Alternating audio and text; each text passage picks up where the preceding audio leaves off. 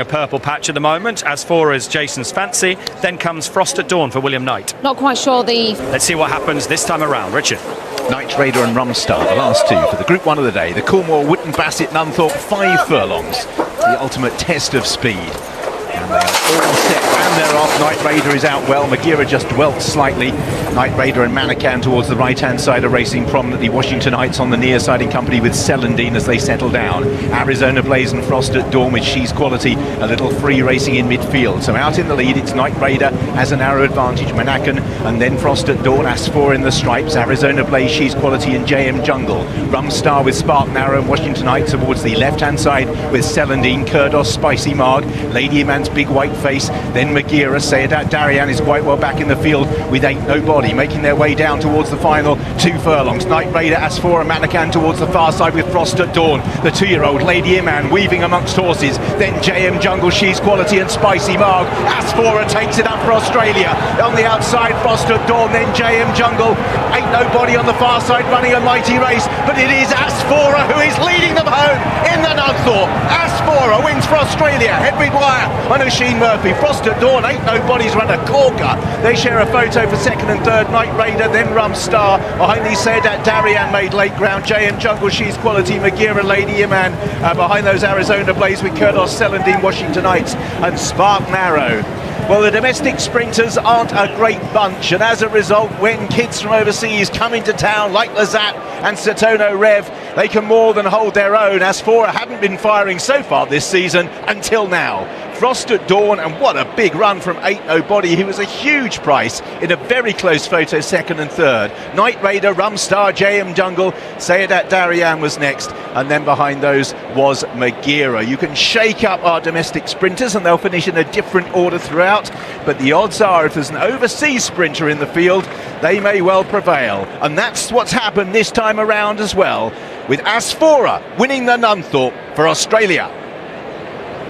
And they really deserve that. They've been such great sports. Henry Dwyer running at Goodwood when everything was against her, and that's put her spot on for this. And it was the 2 Royal Ascot winners. Ain't Nobody in second has run an absolute screamer for the Kevin Ryan team. But Jason, this is all about Asfoora in the colours of Nora Lane Farm, Oisin Murphy for Henry Dwyer, and Oisin is sitting pretty. Well, he knows Night Raider, having ridden him previously here, and I bet he thought, oh, that everything's aligned. He's drawn in 8. I could pop out from 5. He's got right on on his tail and had the perfect draft in. If anything, maybe got there a little bit early, but she is really sort of stamping her authority late on. You've got to give the team huge credit, because I think they said after Royal Ascot that she was a little bit flat. They turned her out in the paddock for a few weeks, really tried to freshen her up. She then lost her ground down at Goodwood, but they've got her back today, got her in tip-top shape, and she proves, hasn't she, today, just what she can do when she's on her A game.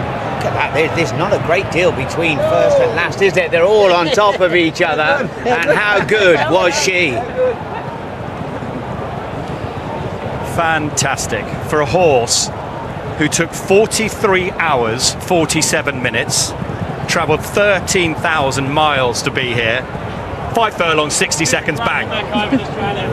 And there is Chanel, who looks after the horse in floods of tears, with Amy Murphy, who's played such a big part in the preparation. It's actually less than a minute, as you can see. 57.59 is quick. The track record, 55.9 in 2019 from Batash. She's a superstar. Likewise, the connections, Francesca.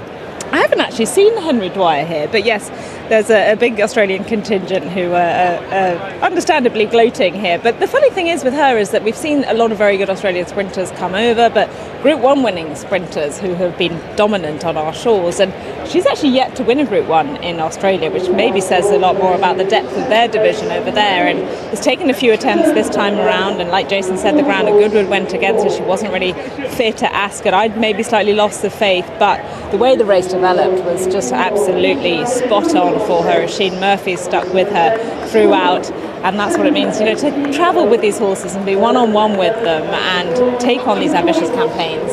It takes a lot. It takes a lot of money, effort, time, energy, but this is super rewarding here for them. The draw, 5, 6, 3, 8. You needed to be drawn low.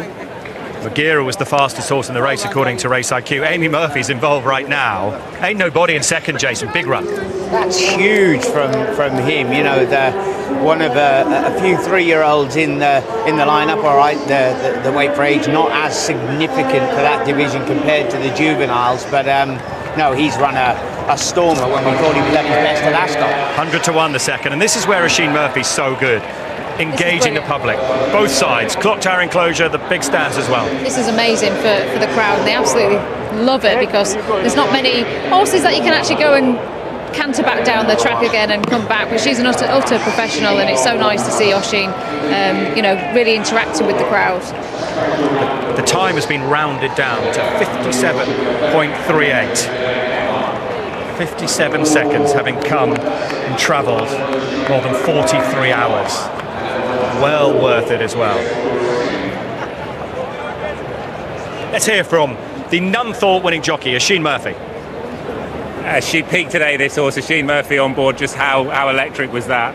Amazing, Ollie. It's very difficult to bring them up from Australia, 2 years on the trot, and they had her in some condition today. Talk us through the Chanel's in bits. We'll grab a word with Chanel in a moment if that's all right. But talk us through the race from your point of view, Oisin. How did it unfold? It was perfect. She got a toe off Night Raider. I didn't take her back from the gate. I allowed her roll forward. And she travelled very well, Ollie. The track is quite quick, which suits her. And she was electric, really. We'll just go in, but if I can grab a word with you, Chanel, you've been away from home since I think around about May. Yeah. It's very clear what this means to you. It shows how much dedication goes into getting a horse to peak on this occasion. Can you put it into words for us? I just love this horse. Like, whether she won or didn't win, it was here or there, but for her to come out and do that, like I said to Henry on Tuesday, I thought she could win. She's going the wrong way, Chanel. I'll try and grab a word on the other side with Oisin in a moment. I think you can clearly see what it means to the likes of Chanel and all concerned. As she makes her way back into the winner's enclosure, let's see if we can just grab a final. She's running away from it. She's all good. Amy Murphy coming alongside as well. And for connections, it's great credit to them to keep coming back here in the UK. Yeah, Chanel obviously does all the hard work with her. Henry trains her, but Amy Murphy and Lemos de Souza have facilitated all of it in their stable. So a lot of work goes in behind the scenes, Ollie. Another Group 1 on the board for you, Oisin. Well done. Thank you, Ollie.